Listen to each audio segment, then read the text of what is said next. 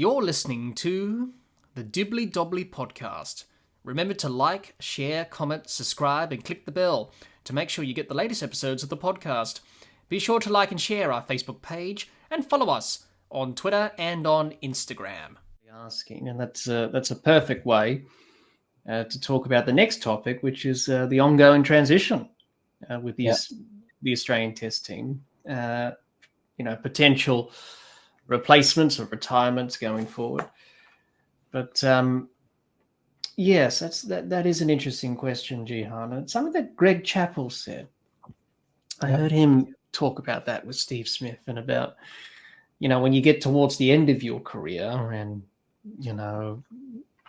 starting to, have a new challenge or a new motivation. And that's what he clearly wanted, really, to test himself. Because he's already done a lot. He's already achieved everything there is to achieve in the game. He scored, loads of runs, 20-odd centuries. So he's done everything in terms of batting and probably, with Smith, and this is something that Greg Chappell said as well, the weighting, he's not a good waiter at number 4, in terms of waiting to come to bat, using that mental energy already. So probably it's a good thing for him that he's going out there early to use that energy up rather than, using it all up in the changing room, which, he's that type of person. Probably Marnus is the same as well, where they use that mental energy up before they go out to bat. And then they get out, because they've used all that mental energy and they're a bit slack. So, yes, they've tried the experiment. They've tried it for 2 series now, West Indies and New Zealand, where his numbers in New Zealand, what did he average in New Zealand? Smith as opener. He averaged 12.75, and his highest score was 31 in 4 innings. And he got out no 50s, no 100s, and he only made 1 duck in that series against New Zealand. And then the West Indies series was a bit of a mixed bag. If you take out the 90-odd that he got in the second test at the Gabba, then his numbers look a little bit worse for wear. But obviously, as you mentioned before, with Cameron Green being injured, Australia sort of got their arm twisted around their back, and they will have to probably go down the route of selecting a proper opener for this summer against India. They'll probably have to go to a Bancroft or, look at other options, maybe a Renshaw or Harris, and then probably Smith back at number 4. If Green's ruled out entirely, which is not official yet, but, you asked him to bowl bouncers in that 3rd ODI, which was pretty much gone for Australia against England in that series recently. So what was the point of him bowling bouncers, which has caused some problems with his back, which he has a few problems with in the past. So, yeah, I think, look, they'll probably revert back to him batting at 4 for this summer if Green's ruled out. And then obviously you can pick a specialist opener there. And then obviously, beyond this summer and going forward, when Green's fit, do you keep him and Mitchell Marsh in the same team as well? Mitchell Marsh hasn't done anything wrong. When he came into the Ashes and scored that 100 at Headingley, when he came in for Cameron Green, he was out with a hamstring strain. He didn't do anything wrong, and he had a pretty good summer last summer. He played some very important innings for Australia. The first test match against Pakistan, he got that 90-odd, but also the second test in Melbourne, which we failed to mention about before, Jehan, when we talk about the summer that's just gone, that he was dropped early on when Australia were 4 for not many odd. Yeah. Yes, and then Australia were able to, build from that and rebuild, and Marsh was a big part of that. Sorry? He got 90-odd in that innings as well, didn't he? I think he did. Yeah, I think he did. I think he got another 90-odd in that game. But he was dropped early on when Australia were 4 down for not many. Yeah. So he played a few important innings in the summer, and he got a few wickets as well with the ball. What do you think of this idea? It's a little bit out there, but what about him opening? Well, Greg Chappell has talked about that. I heard Greg Chappell say that Mitchell Marsh should be opening the batting. He can do a David Warner type role. Yeah. So you're not the only one to think that, Jehan. Even the great Greg Chappell has said that as well. And then you could probably strengthen the lower order of the batting as well if he's opening. You could do that, yes. And then you could have Smith at 4, then have Green at 6, which is not bad.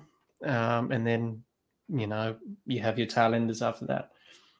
That could be something. There has been talk about Travis Head potentially opening, but I don't think he wants to open. I think he just wants to stay at 5. I'm not sure about Travis Head. He's a little bit too flashy outside off stump. I mean, that's just the way he plays. But if you're doing that against the new red ball, I'm not sure. Yeah, but, it's all right in one-day cricket and T20 cricket because the ball doesn't swing for long. Yeah. And also, India will come here with plans against him. Like, I'm sure they'll bowl wide at him and set 2 gullies and a third man and try and get him caught there. That's what they did last time. And they'll definitely go with the short ball ploy, which they left it too late in the World Test Championship final. And then that's how he got out in the end, really, didn't he? They finally tried everything else, and they said, we'll just bowl short to him, and he got out. So you could have done that earlier, but he's worked on that, Trav. Yeah, no, I think if it ain't broke, don't fix it. And he's sort of done well at 5. His record's pretty good since he's come back into the sides and after he got dropped. I mean, the other thing is if he gets out to the new ball, then you've lost a potential counter-attacking innings against the old ball later on, which he's become so good at doing, like he did in the World Test Championship final, and in that innings against the West Indies in the first Test. Yes, you do lose that if you do make him as an opener. So I think he'll stay at 5, and then if Green's ruled out entirely for the series, which is a possibility. We don't know how severe the injury is with his back, but if it is not too severe, I don't think they'll risk him anyway. I don't think they'll rush him back because he is the preferred option going forward into the future, and you want to keep him playing cricket for as long as possible. So you don't want to rush him back. So they may have to go to a specialist opener. Yeah. I think Travis Head's going to have a much bigger role to play with the ball as well now that Cameron Green's injured. Because they're going to have to get those extra. If it's a hot day and they're having to bowl 90 overs, they're going to have to get that 5th overs out of the 5th bowler option. And if Cameron Green's not there, that's going to be an issue. So will they try and get Marnus to bowl a few overs as well?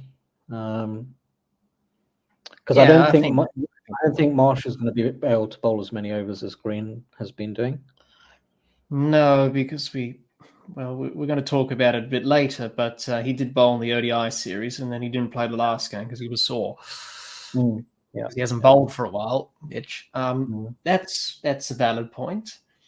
So yes, he will play a big part with the ball trap and Marnus as well, and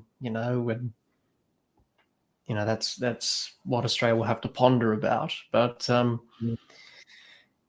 it'll be interesting to see what they do going forward. But eventually they will have to choose 2 openers because Khawaja is going to retire soon. I don't know when, but how old is he? 37. So I don't think he's going to play until he's 40 plus. So you have to try and find an opener there, and you have to try and find another opener as well because probably Smith will go back to 4, and they'll probably try something different going forward. But and obviously Green and Marsh being in the same side and backup options as well. Australia like to have an all-rounder. So what happens if Marsh gets injured? If he plays one of the tests against India this summer, he gets injured. Who do you want as an all-rounder? Do you go to Aaron Hardy or Will Sutherland, who've done pretty well in first-class cricket in their short careers. There could be potential options as well. And with the bowling, well, Australia's pretty much good in the bowling stocks, really. It's more the batting that's lacking depth at the moment. The bowling's not. You still have some good bowlers in there, like Scott Boland, Michael Nessa. Who can come in, a Jai Richardson if he's fit. Potential Lance Morris. He's had his injuries. Yeah, you're right. It's the batting that's looking weak at the moment, isn't it? And they seem reluctant to bring people out of Sheffield Shield cricket into the Test team. They are. Bancroft hasn't done anything wrong. I think if I had to choose one opener, I would go with him because he scored, mountains of runs for WA. He scored a few hundreds. He's done well over there for Gloucestershire and county cricket this England summer that's just gone in all formats for them. He's done pretty well. He's okay. Putting the South Africa thing to one side and all that stuff. Looking at what he's done since then, he's done pretty well. He's done really well. He hasn't done too much wrong. He's probably the most successful opener in the Sheffield Shield in the last few years. The argument I hear about him that I hear often is that his Test record is poor, and if he hasn't been able to prove it in Test cricket before, how's he going to do any differently this time? But I think that's a bit of a silly argument, because if you're going to say that, then you may as well not have the Sheffield Shield. And how many players over the years have been dropped and come back, and a lot of them have become greats or have done really well, like over the years, like particularly in the 90s, like Matthew Hayden, Justin Langer, Damien Martin, Ricky Ponting, Steve Waugh, all those years ago. Were they told, well, you weren't successful, so you don't get a second go? You know what I mean? Well, everyone gets dropped in their career. Yeah. Even the great players you just mentioned there got dropped. Really, that's the problem that Australia's had, isn't it? We haven't had a stable opening partnership since Hayden and Langer retired. Yeah. Haven't we? When you look at it, who we tried? Phil Jakes, Simon Kadich, Shane Watson. Who else? David Warner, who was a constant for years. And then he had Ed Cowan and Chris Rogers and Bancroft and Will Bukowski when he played that one test against India in 2020-21. Who else? There's so many. Marcus Harris was tried. Yes. So, there's a lot of different partnerships and different combinations. And obviously Usman Khawaja, we've got him. Yeah. He was probably the longest partner. He's the one that lasted the longest, ironically, isn't he? He did. Yeah, probably. Yeah, you're probably right. He probably has. Yeah. So Australia have tried a lot of openers since Hayden and Langer with varied success, which, you got to stick to one partnership or, give someone a go, really. I think that's what you got to do. Eventually, you will have to. Oh, sorry, Matt Renshaw. I forgot him. Yeah, sure, he's opened the batting with David Warner a few times. Yeah. But he's not opening anymore. He's batting down the order for Queensland. So, is he a contender? But, Australia will have to try and ask. I thought that was a bit of a strange decision by him to bat in the middle order when he's been brought up as an opener. I don't know if he was thinking he was going to be able to break into the middle order, but I mean, they've clearly needed an opener for a long time, so I'm not sure why he really went down that route. No, not really. When you look back on it, Justin Langer wasn't really an opener, really. He batted down the middle order, and he became an opener because that was the second coming of his Test career, especially that 2001 Ashes. That was the first time. Well, he only became an opener because Michael Slater lost form. Yes. So he had to turn himself around from a middle order player to an opener, and he did a pretty good job, actually.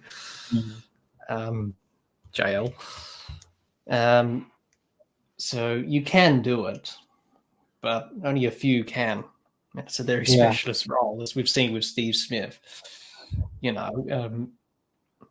if you were India, if you were Shami or Siraj or Bumrah, would you like to see Steve Smith open the batting or specialist opener? I think they'll take the Steve Smith option, would they, with the new ball? Yeah. Get the best batter out early. So, Yeah, you got to think about the team as well, and have your best players playing in the best positions. Having Smith and Head at 4 and 5 works. We saw that in the World Test Championship final. Imagine if they didn't bat together at 4 and 5. Imagine if Smith opened. Then Australia wouldn't have had that partnership which they had between Smith and Head, and they wouldn't have made hundreds, and Australia wouldn't have made 400. It was probably going to be a different result. So if it ain't broke, don't fix it, the old saying goes. And I think Australia have tinkered around a little bit too much with that. A lot of people say, well, the experiment wasn't, you haven't done it for a prolonged period, but there comes a point in time where you try it for a bit and you say, maybe it's not working out. You can tell if it's not working out. And it probably isn't with Smith because he's got a lot of moving parts to his batting. And he is a candidate for LBWs these days as well. Yeah. No, that's right. And I think when you look at Steve Smith's technique, that he has completely honed himself. I wouldn't say it's textbook by any imagination, but basically in the way that he walks across the stumps, he's worked out a way of minimizing getting caught in the slips, or in the gully, or basically by covering his off stump. If it's wide of the off stump, then he can leave it. But if it's in that channel, he's got it covered because he's across. And when he was in his prime, he was able to negotiate that ball that ducks in, because his reflexes were so good, and his hands and his hand-eye coordination was so good that any ball that was coming straight towards the stumps, he'd get his bat down just in time. I mean, plenty of bowlers have tried to get him out like that. They've been successful 1 in 100 times, maybe. So I think that was. I mean, I've heard Stuart Broad talking about that, and I think that was what was so successful about him. But I think is that as you're getting a little bit towards the end of your career, the reflexes are not quite as good. They're not quite as sharp.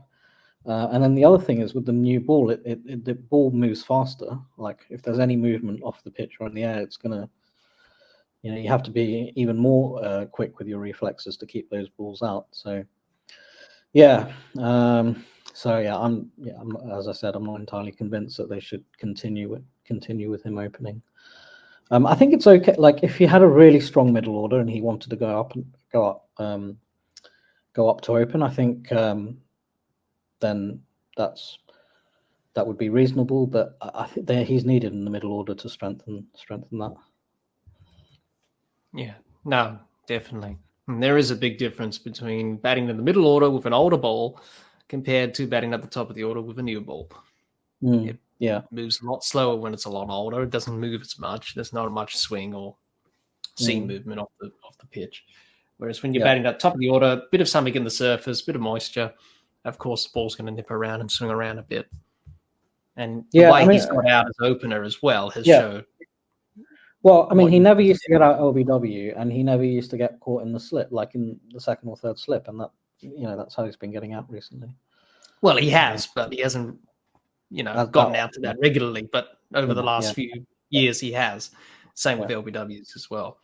Yeah. So, yes, but it will be interesting, Jehan, because I'm sure you listened to that episode on Willow Talk. They discussed about potentially half the team retiring all at once.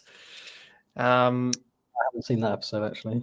Really? Well, they did do an episode on that, and potentially that could happen going forward. In terms of transition, players getting on a bit, the Australian team, sort of like Dad's Army, really. Yeah. For those who don't know what Dad's Army is, it's one of those old shows in England back in the day, who were all old themselves. So the Australian team is sort of like Dad's Army at the moment, but they're still getting the job done, experience and all that stuff. Yeah. Yeah, so all that stuff as well, and going forward and looking at transition, it's what all teams have to do, I suppose, in cricket and all sports as well. When you come to the natural end of your cycle, you have to go through that period, which is always a difficult one. And probably the last major sort of transition we had, Jehan, was probably 2006, 7, 8, 9, 10 period. Yeah, all those legends retired. You had Warren, McGrath, Langer, Hayden, Gilchrist. They all retired a few years apart from each other. Brett Lee as well. Well, he was still playing, but he didn't play Test cricket because his body gave up, of course, but he was still playing ODIs and T20s. But if we're just solely focusing on the Test team, they all retired at the same time. Then you had Ricky Ponting, who retired a few years after that as well, and gave up captaincy. And then when you have a look at this current group of players, all of them debuted in the similar time frame. Let's see, Lyon, Cummins, Smith, Stark. They all debuted in 2011. Remember that period?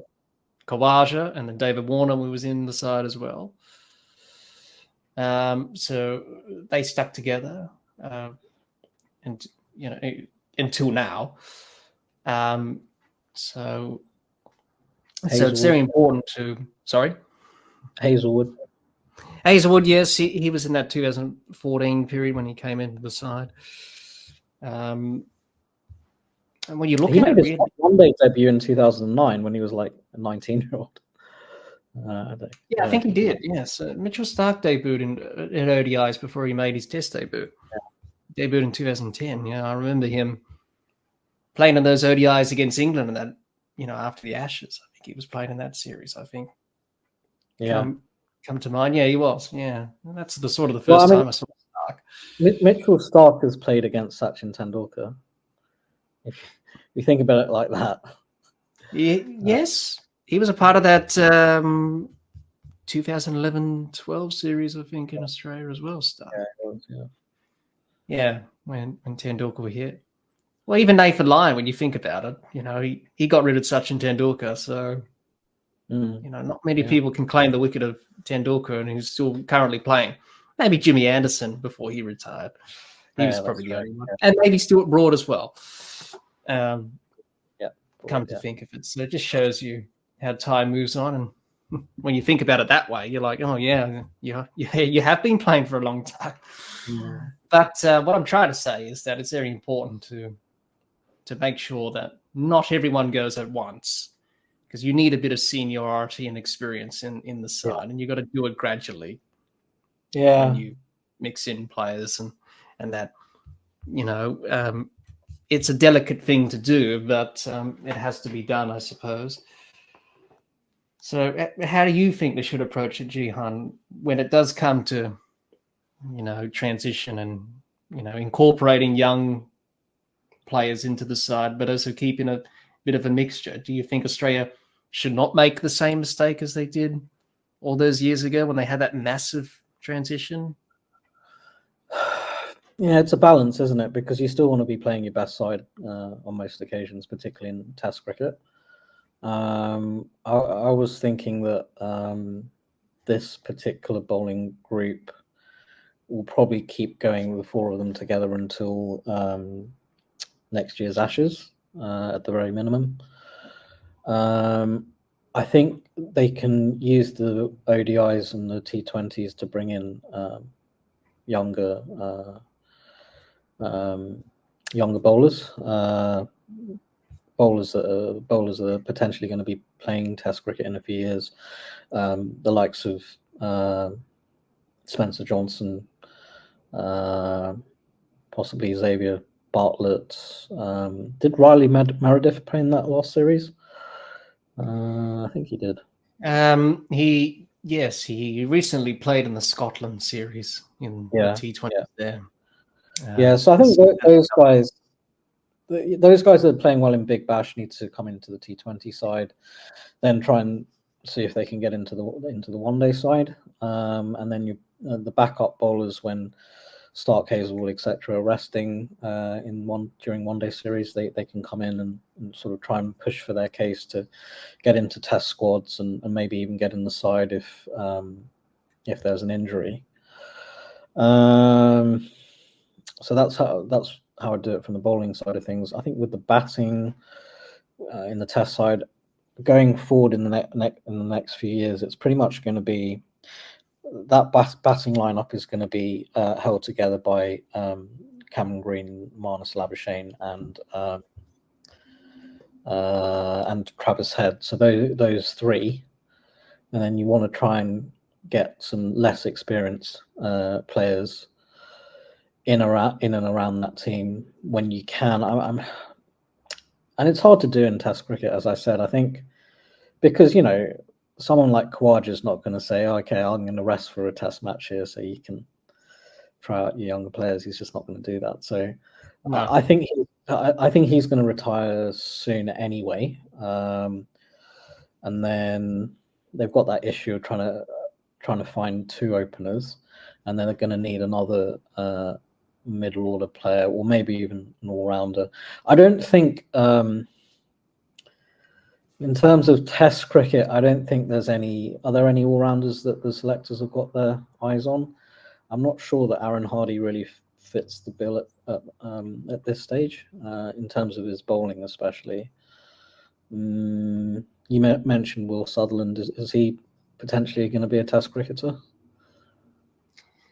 Well, you don't know until you try, I suppose. Yeah. You don't know until they're good enough, until they play.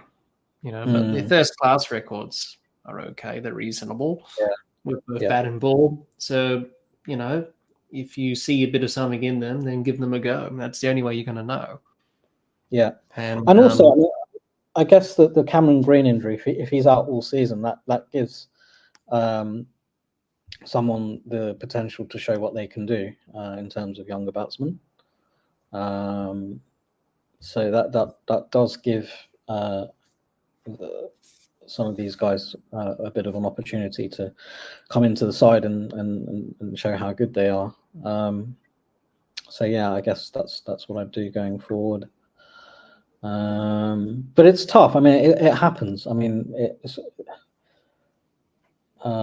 this sort of transition can happen in a kind of cycle, every 10, 15 years or so, I suppose.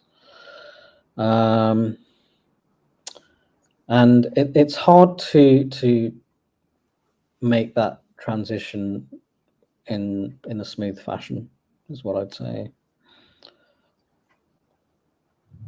Yeah, definitely. No, it's a very delicate thing to do and try and balance, experience and less experienced players and trying to get the mix right. It was sort of like the England ODI team recently in that series against Australia, which we'll talk about shortly, much later on in this discussion. But trying to balance that, for them trying to rebuild in one-day cricket, proved to be difficult. So yeah, it is a difficult thing to balance, but it's something that needs to happen anyway, because it's just the way it goes in all sports and everything. I suppose you've got to plan ahead and transition to the next phase of the team and the new generation, so to speak, coming through. And I mean, the other thing you'd want to try and do is get the newer players in when they're at home playing the West Indies or playing Sri Lanka, where the opposition aren't going to be quite as tough. And particularly at home as well, where they know the conditions, they're going to have the crowd support, and it will be a lot more comfortable for them. I thought Australia would have done that in series against Pakistan and the West Indies. Good opportunity. No disrespect to Pakistan and the West Indies, but their quality at the moment is not really where it should be, and it's a perfect way to blood in a new player and do that. They had an opportunity to do that. Probably a few series, I think they had an opportunity to do that at home, to try different players over the years, but they didn't do it. Probably going forward, they may do that.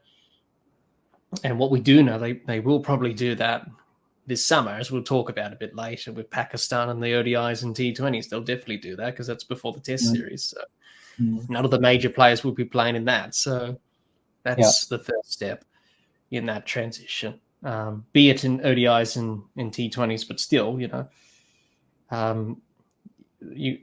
got to do that when the opportunity arises. So it'd be interesting to see how they go about things, Australia, in terms of not only the Test team transition, but ODIs and T20s as well. And we've already started to see that already, as we'll talk about a bit later with the Scotland-England series. We've already seen that already in action. So it's beginning to take effect in some areas, but over the next few years, we'll probably see that increase more and more. So, let's just see how it goes, and hopefully it's a smooth transition into the next phase for Australian cricket going forward.